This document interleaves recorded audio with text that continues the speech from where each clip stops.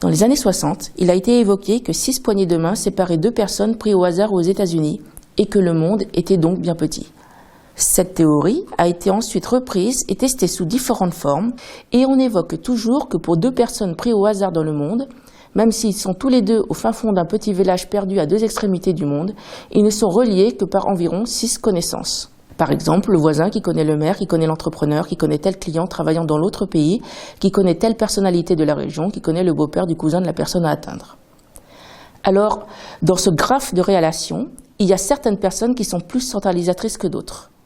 Mais néanmoins, le maillage est tel que même sans elles, le monde reste petit.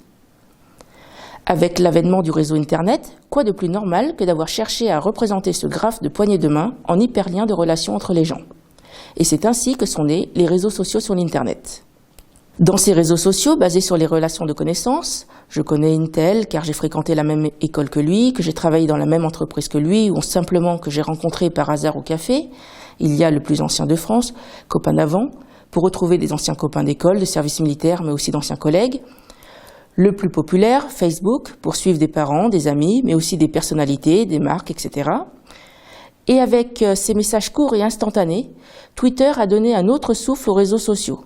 Plutôt que de consulter les pages ou le journal de vos amis, vous diffusez des messages courts, des tweets, à l'intention des amis intéressés par vos thématiques et réceptionnez de la même façon les messages des personnes et des thématiques pour lesquelles vous vous êtes déclaré intéressé. Et l'application Periscope, appartenant également à Twitter, permet à l'utilisateur de retransmettre en direct ce qu'il était en train de filmer. Ces réseaux sociaux sont très exhaustifs dans le type de relation utilisée pour relier 2 personnes, amis, proches, relations personnelles ou pas, collègues, simples connaissances, voire partageant simplement une connaissance commune sans s'être jamais rencontrés. Il existe des réseaux sociaux professionnels comme LinkedIn ou Viadeo qui sont en quelque sorte votre carnet d'adresses professionnel. Ce réseau professionnel pourra vous être utile pour rechercher un emploi, faire connaissance avec des collaborateurs de votre entreprise ou d'autres entreprises, être recommandé pour vos compétences, avoir vent des opportunités d'emploi, etc. D'autres réseaux sociaux sont spécialisés sur des thématiques particulières. Par exemple, Patients Like Me est un réseau social sur Internet où des personnes atteintes de certaines maladies spécifiques peuvent échanger des informations sur leur maladie, leur traitement et leur expérience. Instagram est un réseau social dédié au partage des photos. Pinterest est un réseau social dédié aux loisirs créatifs, etc. Quoi qu'il en soit, dans les réseaux sociaux, il convient d'être vigilant et de garder une pensée critique.